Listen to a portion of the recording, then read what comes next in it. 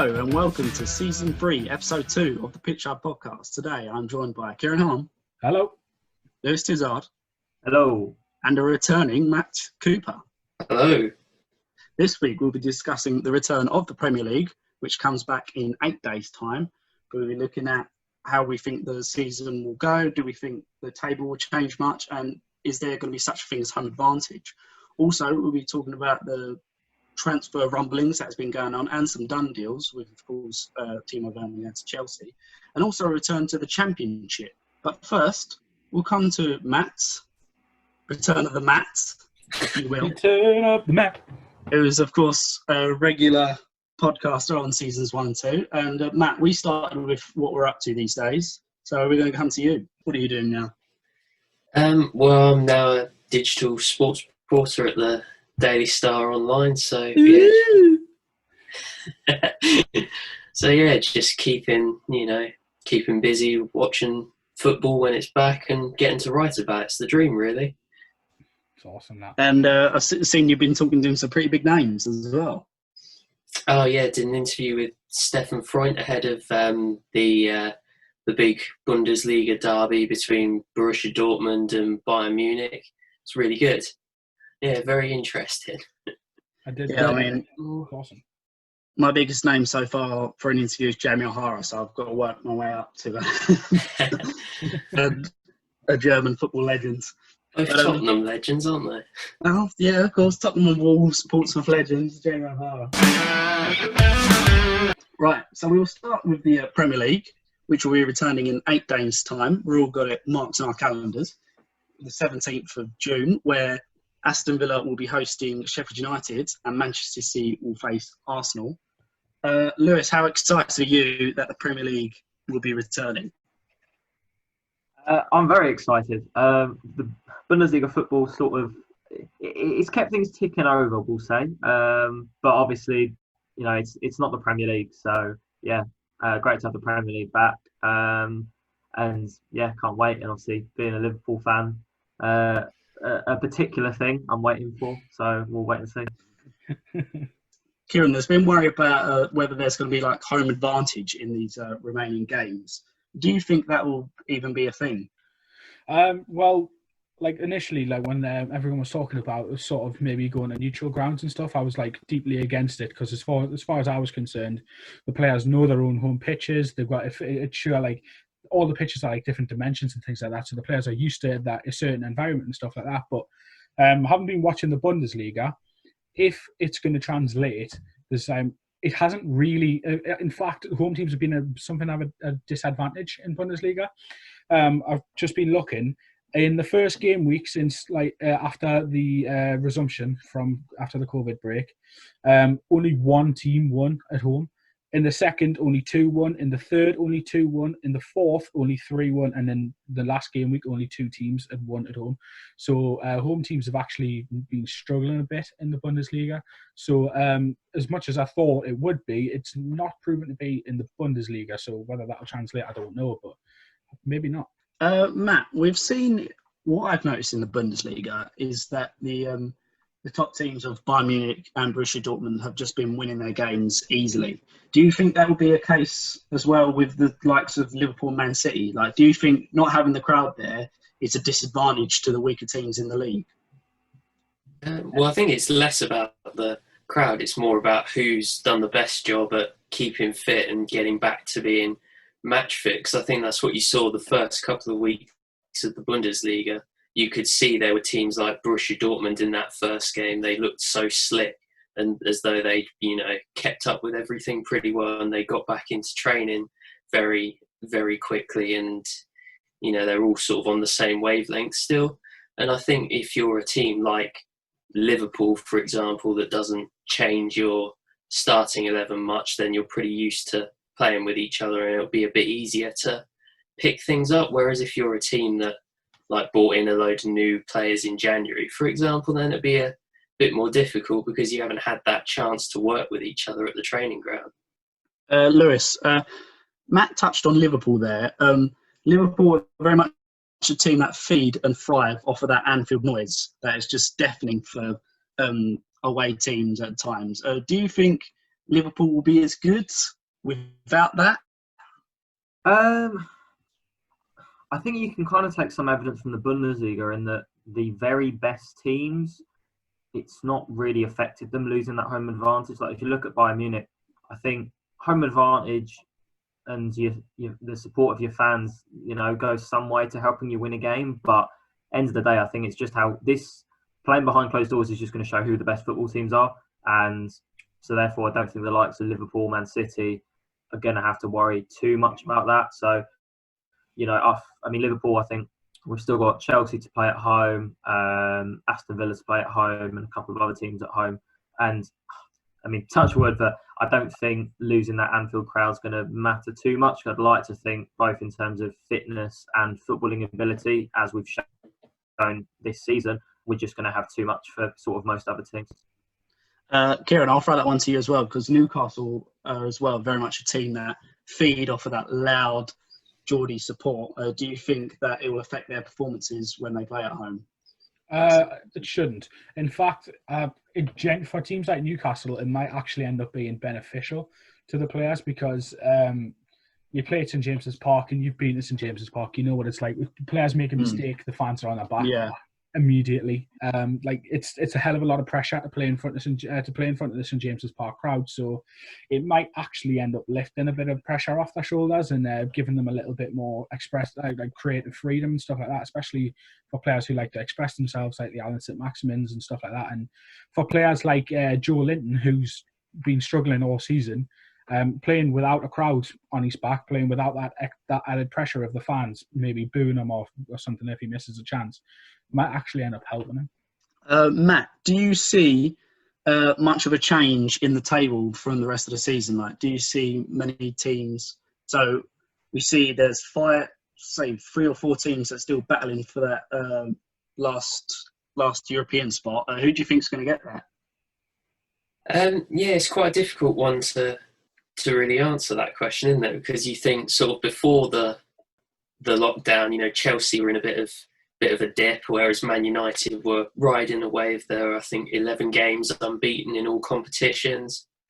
So you would have thought that based on the form that United would leap over Chelsea, but with a gap, you can't really, you can't really take form into account anymore. So I think it's just the case of the first couple of game weeks who hits the ground running and gets into it. Well from the start. And I think a team like Wolves might come in as sort of a surprise shout, given that, they might not have spent much time on the training ground, but the players know each other. That team doesn't change at all. Whereas Man United, they would have been preparing for no Rashford for the majority of the end of the season. And now suddenly he's back. And Pogba's coming in and he's barely played at all. So there's a bit of upheaval, maybe a few changes in tactics. So not quite sure, whether they'll have immediate results, which could be a bit of an issue. Yeah, I think the injury conversation is certainly going to play its part, I think, in the rest of the season. You look at the likes of Sheffield United and Wolves, you'd probably say didn't have too many injury worries as the season was brought to a halt. Whereas you look at now the likes of, obviously, as you say, Man United strengthened by the return of Rashford, Tottenham strengthened by the return of loads of players, Kane, Son, Sissoko. So in terms of people coming back from injury, the likes of Sheffield United and Wolves haven't gained anything, whereas Tottenham and Man United have made big gains. Even Chelsea, Abraham's now back fit. So I maybe wouldn't be surprised if those players coming back from injury do play a big part in the rest of the season.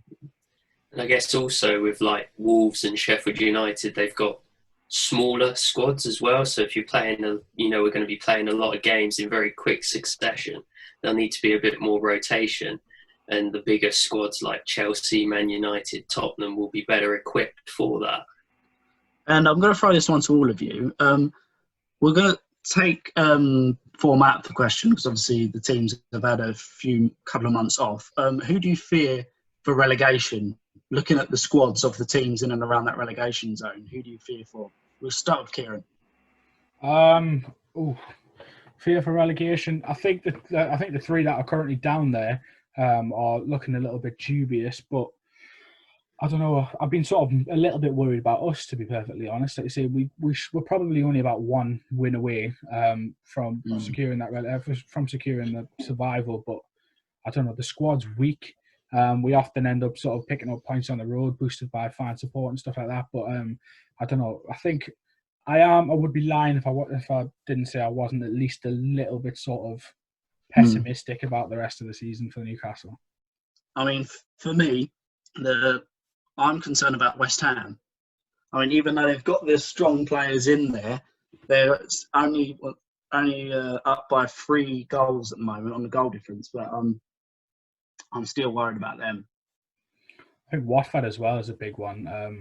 They were, as you were saying earlier, as Matt was saying, they were like Man United, they were riding a bit of a wave, like having Nigel Pearson come in on that new manager bounce and stuff like that. So they'd been doing quite well. So I could see a very easily, based off just quality of squads alone, Watford and Bournemouth swapping places. I think I wouldn't be too surprised at all if Watford end up going down this season.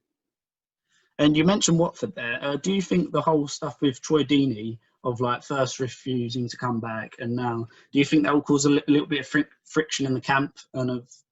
Nah, I think the players will understand. I think his teammates will understand. He's got a newborn kid. His teammates will understand why he chose not to do that. And he's back now anyway, so I don't think he'll... Yeah. Well, I mean, a couple of teams I would maybe fear for... I mean, you mentioned Bournemouth there. I mean, I think they've literally got 3 fairly nice home games on paper, and then the rest of their games could be pretty tough. So in terms of getting to that sort of 38, 39, 40 point mark, could be difficult for them. And the same goes for Brighton. I mean, their fixture, I was looking at their fixture list earlier, it's really, really difficult. So, and they're only 2 points clear of the relegation zone at the moment.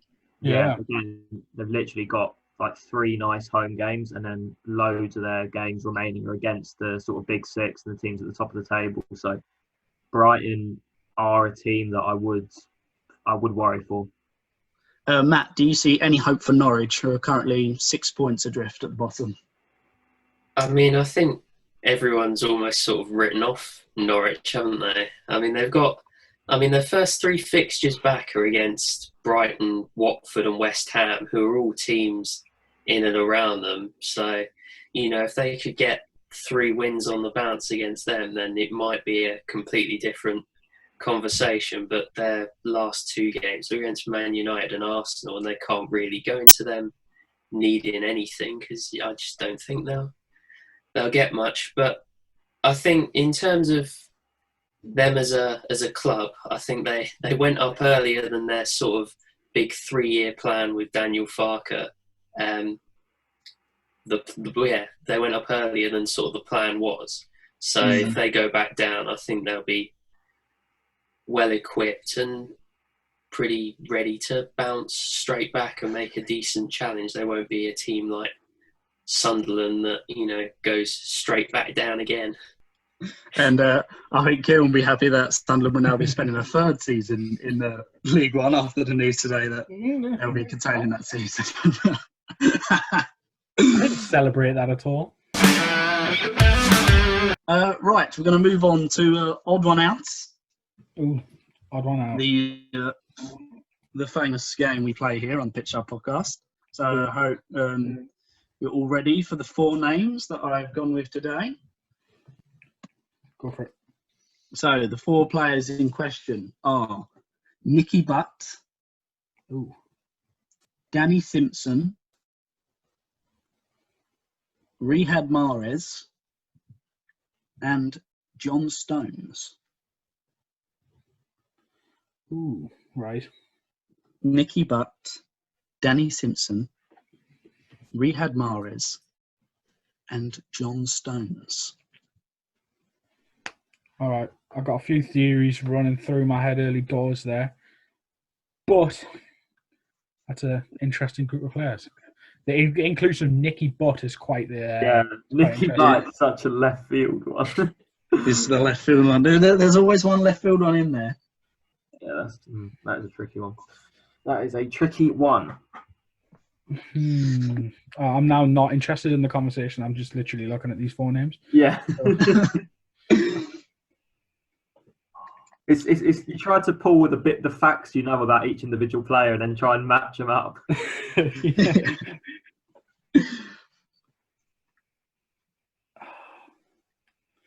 I'm confused. It's going to take me a while, this one. Well, you have until the end of the pod to come up with an answer. But we will now move on to a few of the transfer rumblings that's been going on over the past few weeks, because this normally would be the time of year where the season would be over. You know who's won the league. You know, teams will be looking at who they want to get for the next season, and they sort of are doing that now. But obviously, it's different this year because the season hasn't finished. But there has been some transfer stories, and mainly coming from Chelsea, and the big one, obviously, signing the deal in principle to sign Timo Werner from RB Leipzig, where it was heavily linked that he would go to Liverpool. And as I speak now, Lewis has got his hand over his face. So I'm going to come to Lewis and ask him his opinion on Timo Werner going to Chelsea. How did that happen, Lewis? Oh, Timo's dead to me. I don't want to hear it. You spent the last 3 weeks watching every Leipzig game. Yeah, Scouting. Liverpool fans, we've all deleted our tweets on Timo Werner from the past 2 weeks. I mean, gobsmacked, to be honest. I mean, I think pre-coronavirus, it looked a dead cert that he was going to sign for us in the summer. Would be a really good fit for our team. Obviously able to play up front, and he's played sort of quite heavily out on the left this season for Leipzig. So in terms of that sort of pacey forwards, he's a lot like Mane and Salah. So he'd be perfect for us. And 50 million for a 23-year-old was a really, really good deal. It looked like he was all but certain to sign for us. Then obviously coronavirus has happened. Still sort of expected Liverpool to probably do the deal. And then, out came the news that Chelsea were interested. Part of me was hoping it was a sort of ploy that you do see some teams do nowadays, where they'll sort of leak fake interest to try and get a club to hurry up with their part of the negotiations. But all of a sudden, all the sort of reliable journalists jumped on it, and he's going to Chelsea, which, by the looks of it, is Liverpool basically have decided. I mean, Liverpool FSG basically don't put their own money into Liverpool. They want Liverpool to be a sort of self-sustaining club. So they basically, obviously, as a lot of clubs have been heavily sort of damaged by the coronavirus and all the financial effects that it's had on clubs and how they operate. Liverpool have basically decided that £50 million to spend on a player is just too much of a risk in the current financial climate. Whereas Chelsea, who in Abramovich have an owner that will happily put his own money into the club, have basically sort of had the path cleared for them to just go, right, here's 50 million for Werner's release clause and let's get the deal done. Lewis, you've probably heard that Jurgen Klopp in the last couple of days has said that don't expect many multi-million pound signings at Liverpool this summer. Does that concern you at all? I mean, look, I think it was a Thursday last week it was announced. I mean, Liverpool Twitter went into absolute meltdown and it always divides into three camps. You've got the FSG out people at one end of the spectrum that, just will massively criticise FSG, say it's a massive lack of ambition from the club. Then you've got the people at the other end that will say, look, you've got to trust Klopp and Michael Edwards completely. They've won us the Champions League. They're looking like they're going to win us the Premier League. And you've got to be totally positive. And then you've got the people in the middle that I'd like to think I'm part of, that I can sort of see both sides. It's annoying. Look, I mean, part of the enjoyment of one of the things that you enjoy about football is seeing your team sign a sort of big money attacker and the excitement about seeing them play. So the fact we haven't had that it's going to be 2 summer transfer windows and 2 winter windows now. Obviously, we signed Minamino, but it was only 8 million. So, that 4 windows in a row without any sort of big signings is annoying. But in terms of the results on the pitch, obviously you can't complain. But it's just whether that's going to come back to bite us in future seasons, because obviously all it would take is a Salah or Mane 3-4 month injury, and we could be in big trouble. Well, I guess it's. Go on. I was going to say it's the thing with Liverpool as well with their attackers is, we're not quite sure what's happening with the African Cup of Nations. And if that goes ahead, then that is Salah and Mane gone potentially in the middle of the season and potentially for a good chunk of time. Yeah, I mean, I think most of the reports, by the looks of it, it is going to get moved.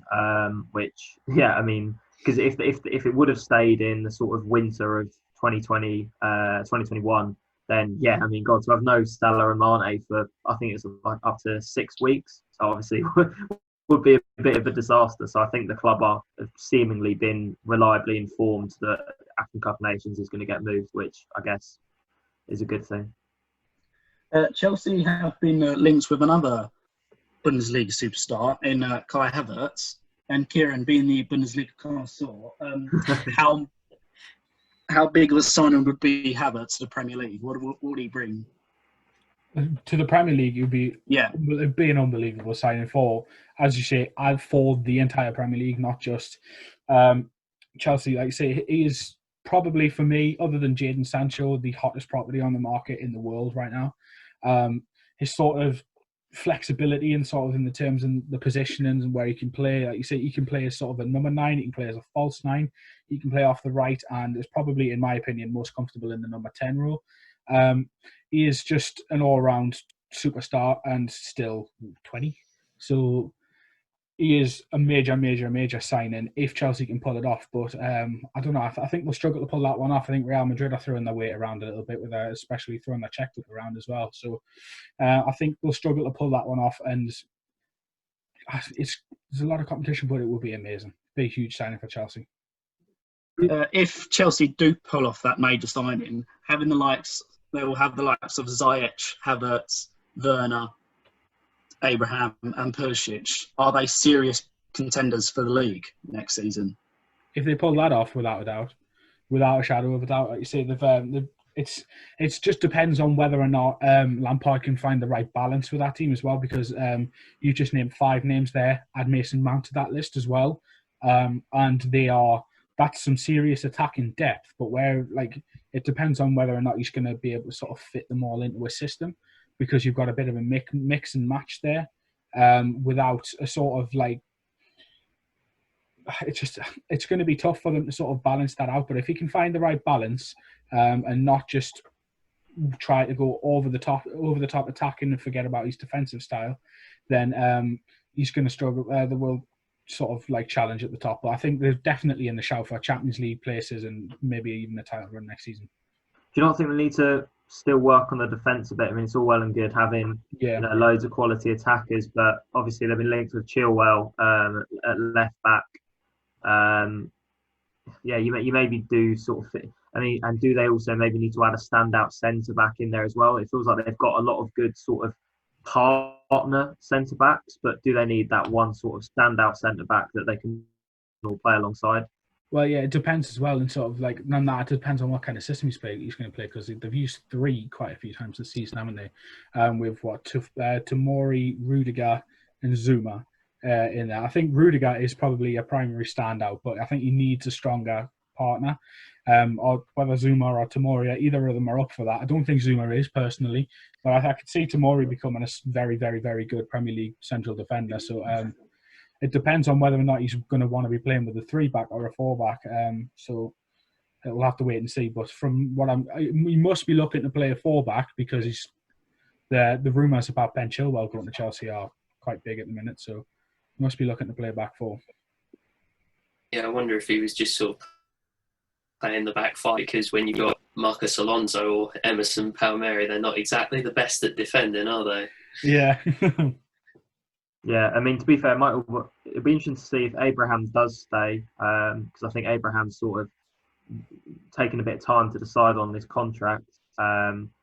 He might well sort of play how Leipzig have basically used Werner, so to have Abraham in the sort of Poulsen role, and then have Werner almost as a sort of left forward playing off of a sort of target man striker. So that might cause them to play more of a 4-3-3.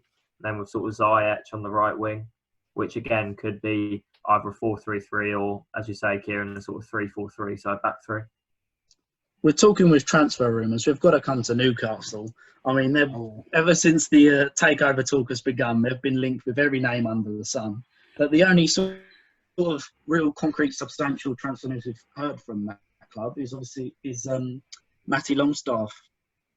It's been reported that he may have or he's been offered a is it 50 grand a week deal from 30 grand a Udinese, week. Italian 30 club? grand. 30 grand a week. And obviously he's still yet to sign a new contract with Newcastle. Kieran, you wouldn't want to see Matt Longstaff go, would you? I wouldn't want to see him go, no. I think this is an interesting situation because he's a very good young player, good prospect. But this is, from me, a little bit of dodgy dealings by the Pozzo family, who own Udinese and also own Watford. If he does go to Udinese this summer, he will without a doubt end up at Watford, either whether it be this summer, be or next, he will end up at Watford.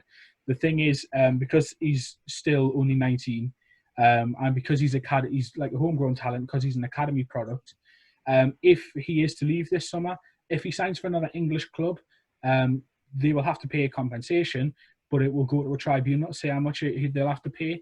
They reckon that the Daily Mail reported the other day that they reckon it would be somewhere around 3 million if they did that. If he went to another Premier League club, Watford would have to pay 3 million. So Udinese, the fee is set for foreign clubs at 450 grand. So it's a little bit of a dodgy dealing from the Pozzo family to avoid that extra 2.5 million, in my personal opinion. I don't think it's going to be interesting to see if he will go. I'm not sure if he will. In terms of the contract negotiations with the Toon, he's been offered a deal that would see him earn 20 grand a week at Newcastle, which would put him on a par with the likes of Isaac Hayden, who's a first-team regular. In my personal opinion, I can see where the club are coming from in not wanting to go any higher than that, because he's made 6 Premier League starts in his entire career. He's why they're going to be looking to sort of pay him like more than that of Premier League regulars, like Premier League starters and damn good midfielders like Isaac Hayden and the likes. I don't know. They're not going to want to do that. The 30 grand a week he's been offered from Udinese comes with a pretty substantial signing bonus as well. So he's looking here like he's got a choice between wanting to show loyalty to his club, which he says he does. He says he wants to stay here, but he's got a choice between an extra 10 grand a week and a few hundred grand signing bonus, or, well, staying loyal to his club like he says he wants to. So he's got a big decision ahead of him, but moving to Udinese at this stage in his career is a huge gamble. Yeah, well, I mean, I can't see, if I was a player at Newcastle and your deal's coming to an end, I don't think you'd want to do anything until you know who owns the club. No. Yeah. It's the sort of that side of the deal is very interesting, and it's probably one of the reasons why a contract talks totally stopped with Longstaff, because like Ashley isn't really running the club anymore. Like Ashley and his men aren't running the club anymore. Obviously, the Saudis aren't running the club because they don't own it yet. So it's that kind of thing is interesting, but he's running out of time to make a decision. His contract officially expires at the end of this month. I mean, in terms of the transfer window in general, obviously one of the debates has been about when, because obviously the transfer window is not actually open yet. When do we sort of think would be a sensible time for the transfer window to open and the sort of summer transfer window to open and close? Just after the season finishes, I think. I would, if I was the Premier League or the FA, I'd be looking to open it the day after the Premier League finishes, the day after the leagues finish. And then just for the same amount of time. So currently the talks are August to October. Yeah, that's what I saw this morning on Newcastle's news. Do we think that is a viable option, considering the reports that the next season could start in September? Do you think an August to October window is a good timing for that? Yeah, well, I mean, they got rid of. They're sort of getting rid of the idea of like the window in this country stopping as soon as the season starts, because everyone else left their window open, so they could sign English players and we can sign replacements. So I think, like everything, it's not going to be a perfect solution, but they're going to have to come up with something. It would just be interesting to see whether they keep the next transfer window in January or they push that back. The one thing I will say is that obviously, this is such an unprecedented time that this is a one-season chance in terms of trialling something totally different. Obviously, one of the rumours that's been going around is maybe just having a transfer window that lasts the whole of next season. Ooh, I don't know if I like that idea. I, I, I think that could work as an idea, but obviously there needs to be some like caveats and ground rules to that. In terms of like how many you can sign from another team in the league, or like who you can sign from board and things like that. I think there needs to be some like ground rules set out. But I do think something like that could work. It'd be quite interesting. I think for me, I'd like to see all of the leagues in Europe sort of come together to sort of try and like come up with something that works for every league, so that it's blanketed across every league and they all do the same thing. So maybe UEFA could get involved in that, but I wouldn't like a whole season thing. I don't like that. That's just a constant distraction from the players on the field. If you've got players coming in and going out all the time, or potentially being linked with that, at least that's just a constant distraction that doesn't need to be there. And you could see players playing for like 3 or 4 clubs in the season. Imagine that. Yeah, you could literally have a player like helps the team win the league, and then they win the league so early, he goes and saves the team from relegation. Yeah, be a hero for 2 clubs in one season. That'd be amazing. Ritchie De Laet. He did that, didn't he? Yeah, won the Premier League and the Championship in the same season. He did. That was quite impressive. You don't see Messi doing that in La Liga and La Liga. Yeah. Ritchie De Laet over Messi. Yes, exactly. Every day. Right, we're going to move on to our new game, which we trialled last week, and I think it was a success. It was Who Are You? And Matt, you weren't here last week, so how that game works is that I will give you a player. Well, you have to try and guess a player from past or present from your club, and you'll get 5 clues to get that. And if you get it on the first clue, you get 5 points, second clue 4 points, and so on and so forth.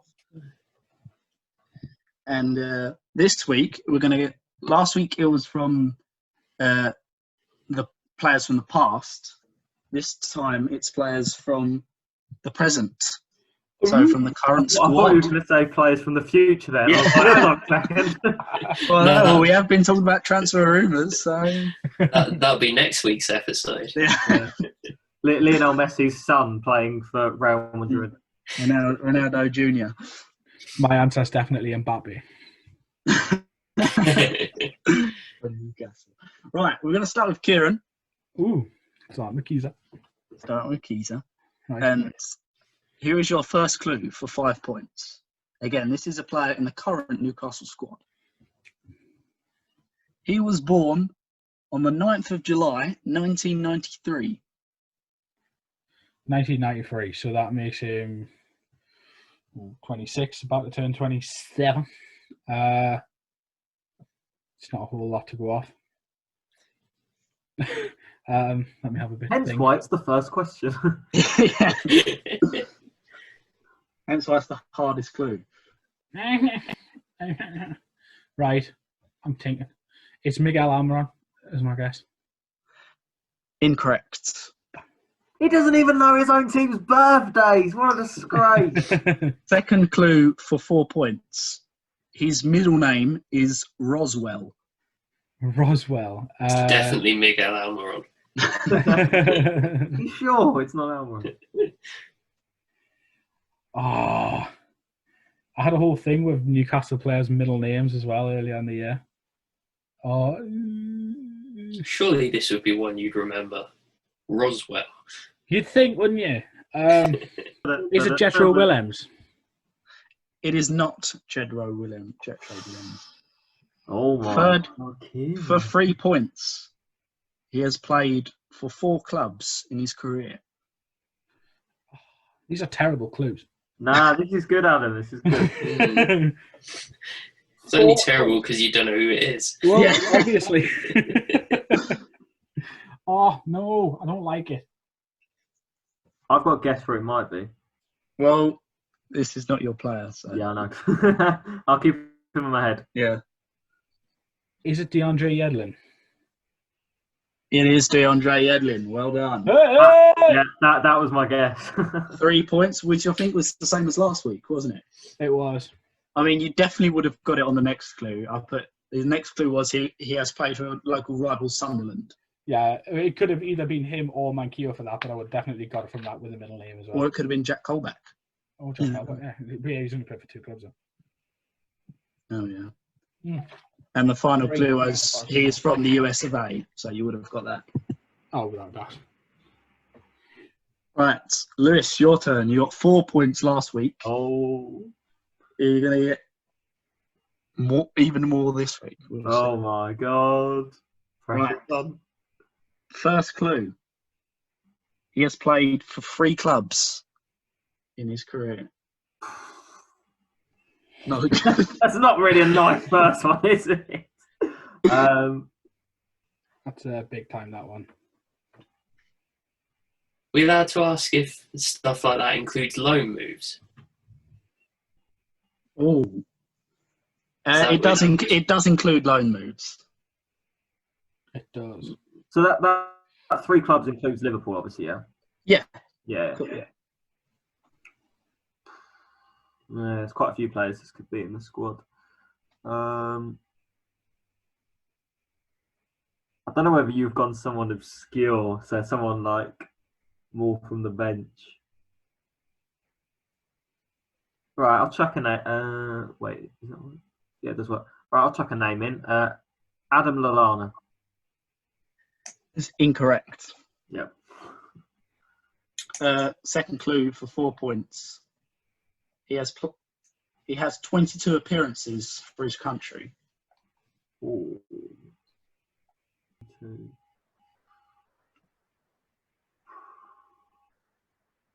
Right, I'm going to go with Alison Becker. Incorrect. Ooh. For 3 points. He was born on the 16th of January 1995. 1995. Alex Oxlade-Chamberlain.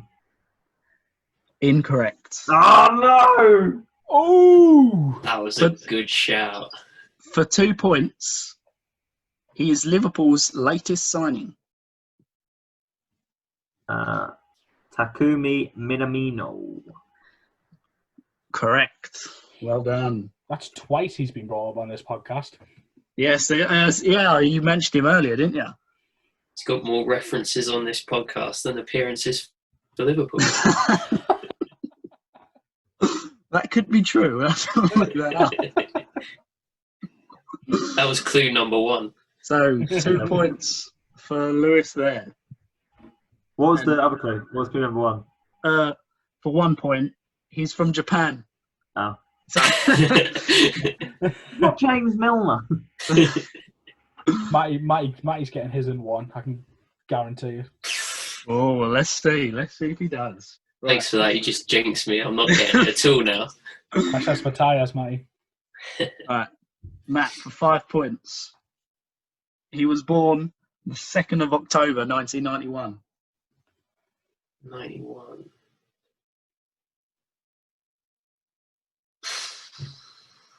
Next week, your first clue is going to be how many hairs he's got on his big toe. 29. Clue number 1. He's a professional footballer.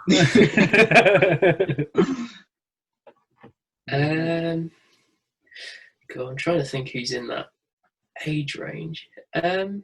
Surely the whole Reading squad's in that age range. No, they're all either over 30 or under 25. Yeah.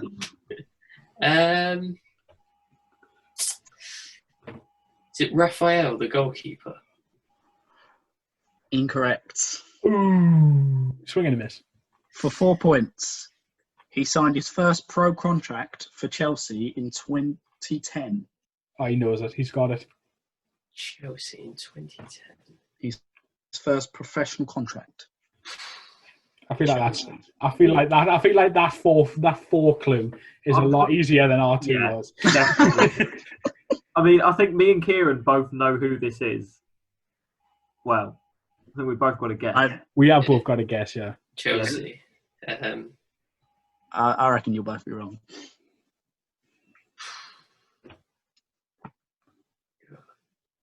I mean, the obvious answer would be John Swift. Well, that's your answer. John Swift is incorrect. Yeah, he's younger than Right. the birthday. For 3 points, Signed his pro contract for Chelsea. he has spent most of his playing career at Colchester United. Oh, is it Sam Walker? Sam Walker is correct. God, 3 Goal points. kick. I did not remember he came through Chelsea's academy, but then again, they've had pretty much every professional footballer in their academy. So 10% of all English players in the. And for 2 points, he signed for Reading in July 2018. And then for 1 point, he plays in goal. well, that's debatable. All right, nice one. So Kieran and Matt got 3 on that, and Lewis on 2, I believe. So I did get 4 last week, so yeah, Evens out. yeah, both on 6. Kieran and Lewis from this. We should just agree. I would have got 5 last week. I feel like at the end of the season we might have to decide the table on points per game. Yeah, but Matt, would there be no Reading legends that could have gone for you? That's the thing. Is there many Reading legends out there? There's plenty. Adam Lafondra, yeah. Dave Kitson, everyone's favourite in the world. Oh, let's not go there. Yeah. Right, so we will move on to the Championship, actually, which will be returning on June the 20th, same weekend as the Premier League. Me and Lewis will just clock out here then, yeah. Yeah. Matt, we're very excited, aren't we, to see the Championship return? Very excited, yeah. I feel like you should be interested, Kieran. These might be teams you'll be up against if you go down. Rude. Oh, dearie me. No, to be fair, I've got a new appreciation of the Championship, having watched the Leeds United Amazon documentary. To see him bottle it. Which I must say, I found to be not very good.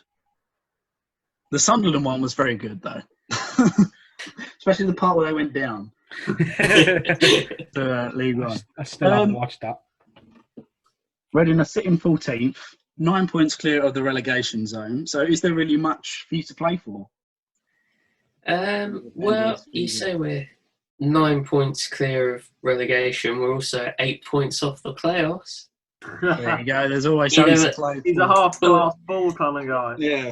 Always got to believe, haven't you? I mean, we've got, in terms of teams we got to play, we've got teams like Stoke, Luton, Huddersfield, Middlesbrough, Charlton, Blackburn, all sort of, well, not Blackburn, but a lot of teams that are sort of, but they're still in that relegation battle. So, you look at it on paper and you'd think, maybe we can, make a last-ditch run for up the table, maybe even sneak into the playoffs, do a Villa. But you just know with Reading, after being in the Championship for so long, that it just doesn't work like that. It just never does. And I think especially with, a lot of games close together, and I mean, they started their contact training later than the Premier League by a week or two, I think. So I think there's going to be a few more fitness issues in the Championship. So, there's a lot of teams a bit like us that don't have that massive squad depth. So, I think we'll struggle because of that. But it'd just be nice to see us back playing football, even if it's pretty much season over. We're sort of sticking around mid-table, not going to do much. See, you're Reading 8 points off the playoff. My boys Millwall only in 8th place, only 2 points off the playoffs, with 9 games to go. And we're playing games. All our remaining 9 games are against teams below us, but they've been the games we've been struggling with this season. When we've come against the tougher opponents in the league, we've been playing quite well. But that's the thing. I'm not too hopeful that we're going to make those playoffs, because Millwall, we're very much a team. We feed very much off of the energy of the fans, the noise of the crowd. I mean, if you've ever been to the Den, you know how loud that is. And we're not going to have that. And I just don't think it's going to intimidate the other team as much. And they're not going to be as frightened to come to the Den and put in a decent performance. But I think we might have might have the quality to make it into the playoffs. I mean, I hope we do.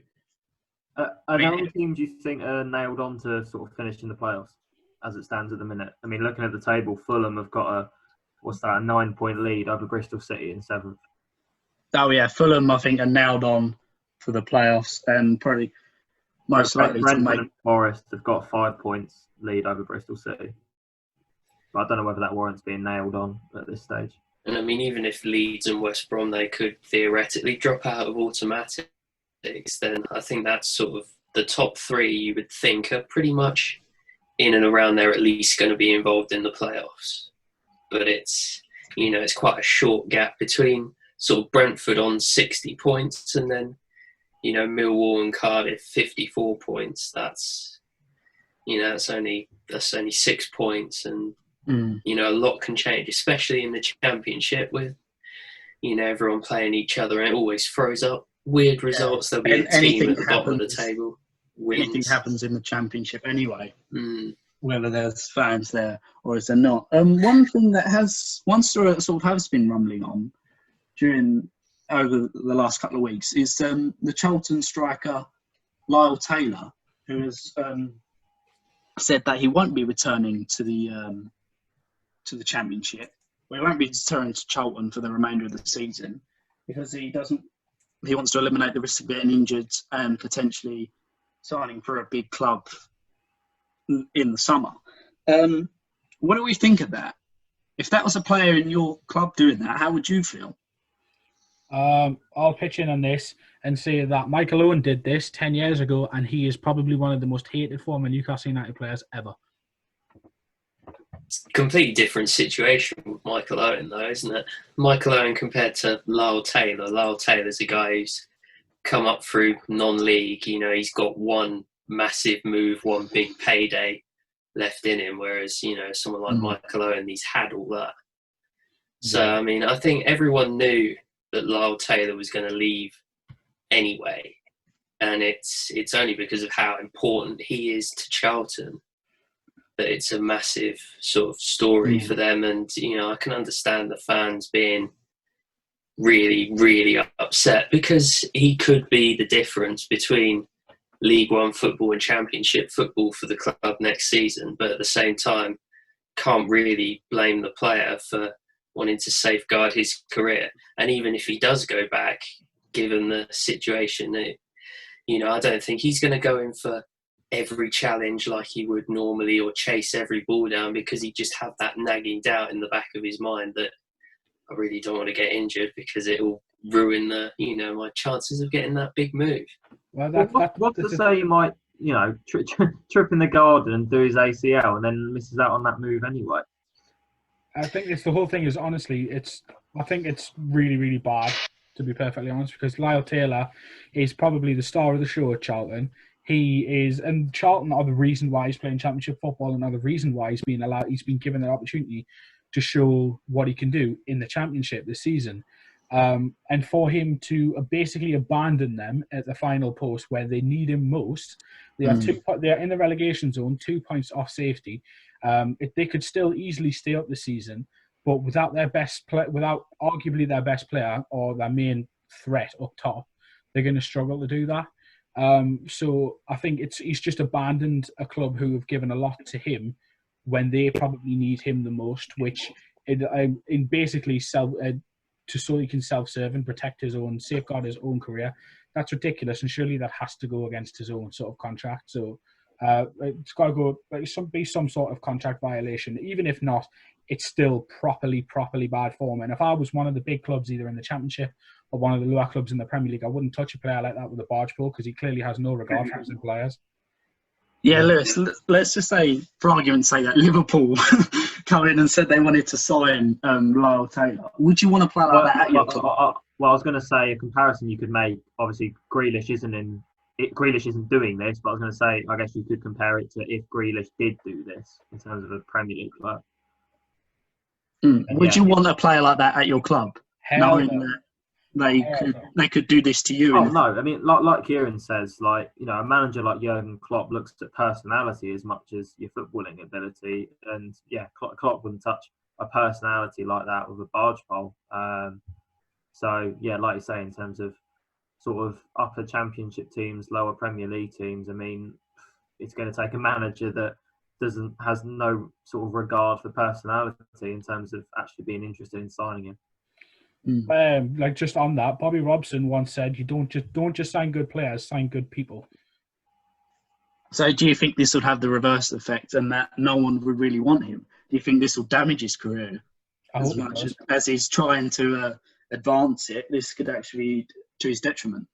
I think he'll probably get a move, but he won't get as good a move as he could have got if he handled it the right way. I agree. Well, it's football, and I don't think, at the end of the day, they'll do anything if it means they can get an extra 5-10 goals a season. They don't care who they sign. Let's be honest, he's probably going to go to Sunderland. Back down into League One. Yeah, well, watching the documentaries, I know how Sunderland operate. I hope he does. Goes to that melting pot and lets his career rot away in League One. I hope he does that. It'll be good fun. Well, the talk was Steven Gerrard wants him at Rangers. It's good. Yeah, going rot in Scotland. That's even better. Yeah. Steven Gerrard wants lots of people at Rangers. Yeah. Probably love Bobby Firmino and Sadio Mane at Rangers, but we can't have it all. Right, so we're going to come back to the answers of the odd one outs. This was horrendous. This is probably my least favourite one. Was this a stinker one? It was hard. Aaron, you'll be kicking yourself when I reveal the answers. Honestly, one of my answers, this isn't my official answer, but one of the theories that I came up with in my head was that it was Nicky Butt because he's the only one who hasn't played for a team that wears blue. So, it's almost as bad as Lewis's one, where he said it's Harry Kane because his name's Harry. Right. Classic moment. The best, Kieran, we'll start with best I've managed to come up with is that my answer is Danny Simpson because he's the only one of the four who's only won the Premier League one time. The rest have all won it more than once. Matt. Yeah, mine was sort of on a similar line to that, but I went with Riyad Mahrez because he's the only one to have won the Premier League at 2 different clubs. The others have won the Premier League, but only at one club. Good shout. I like that. Lewis? Yeah, mine's basically exactly the same as Matt's. Mahrez because he's won the Premier League at 2 different clubs. Oh, killer. Right. So none of you got any points. What? Oh. But you're on the right lines of winning the Premier League. The correct answer is John Stones, because he's the only one who hasn't won the Premier League and the Championship. Whereas Nicky Butt done it with Man United and Newcastle. Danny Simpson done it with Leicester. Won the Premier League with Leicester and Championship with Newcastle. Riyad Mahrez won the Premier League and Championship with Leicester. And he won the Premier League with Manchester City. John Stones, he played in the Championship for Barnsley. He played for Barnsley, didn't he? Yeah. Yeah, but obviously he didn't win the Championship with Barnsley. At one point during that, I was sitting thinking, did Riyad Mahrez have a loan spell in Barnsley for a while? And right, lads, we'll end it there. That was episode 2, season 3 of the Pitchside Podcast. Give us a follow on Twitter. This will go out on SoundCloud and YouTube, so give us a subscribe to the Pitchside Podcast YouTube channel, and we will speak to you all next week.